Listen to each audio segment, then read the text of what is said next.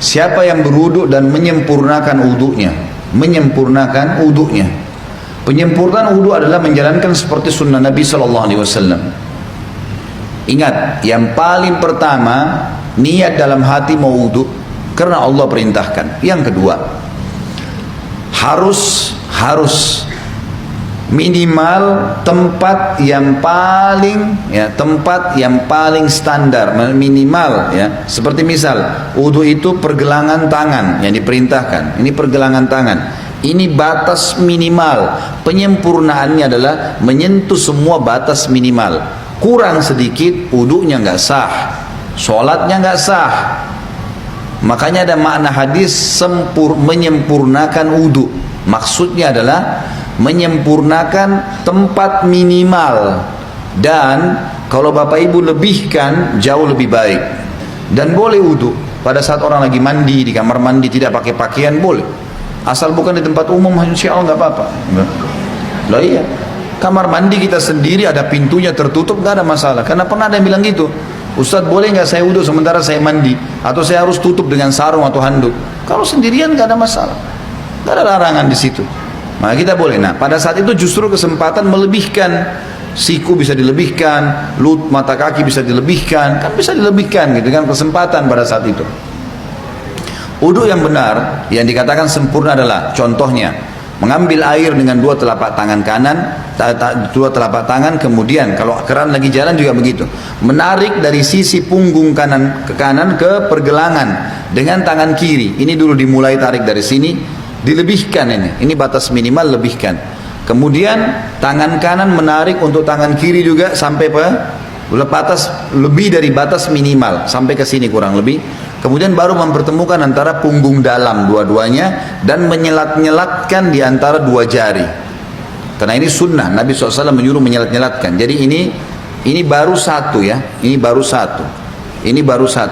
Kemudian diulangin, pelan-pelan, sempurnakan. Balasannya hanya sempurnain ini, syahadat masuk surga. Buru-buru, gitu kan. Pelan-pelan, 1, 2, sampai 3 selesai. Yang selanjutnya, mengambil air di telapak tangan, kemudian memasukkan setengahnya ke mulut sambil kumur-kumur, sisanya dihirup di hidung. Kemudian sementara mulut kita kumur-kumur, tangan kiri membuang yang di hidung, baru kemudian yang di mulut dibuang. Itu satu. Sebagian dalam mazhab Malikiyah dianjurkan agar ya menggosok mulut dengan jari. Terutama yang saya katakan adalah di bagian depan gusi, karena biasanya di sini ada lendir yang membuat bau mulut nggak enak. Kita kalau wudhu sebentar misalnya lagi kumur-kumur, bapak ibu coba masukin di bagian depan ini, sering ada lendir 4 sisi ini. Itu kalau dikeluarin bau mulutnya jadi hilang. Itu dianjurkan. Sebagian juga ulama mengatakan dianjurkan kumur-kumur maksimal, karena ada hadis yang lain berbunyi, tidak ada seseorang pun dari kalian berwudu seperti wuduku ini, Nabi SAW praktikin, kecuali akan berjatuhan semua dosa-dosanya bersamaan dengan tetesan air terakhir. Termasuk di sini kumur-kumur dimaksimalin supaya dosa mulutnya jatuh semuanya, gitu kan. Setelah itu mengambil air dengan 2 telapak tangan, kemudian dari awal tumbuhnya rambut sampai 2 jari di bawah dagu, dari awal kuping kanan dengan kuping kiri, dimasukkan di wajah, kemudian diputar. Ini 1, gitu kan. Kemudian 2, ini semuanya kena, dan seterusnya 3. Bagi teman-teman yang berjenggot tentu diselat-selatkan, sunnahnya begitu. Diselatkan jari di antara jenggotnya, sebagaimana mungkin kalau jenggot seperti saya mungkin dimasukkan begitu. Kemudian telapak tangan kanan ditarik dari sisi kanan, punggung ditarik sampai ini, ingat ini batas minimal.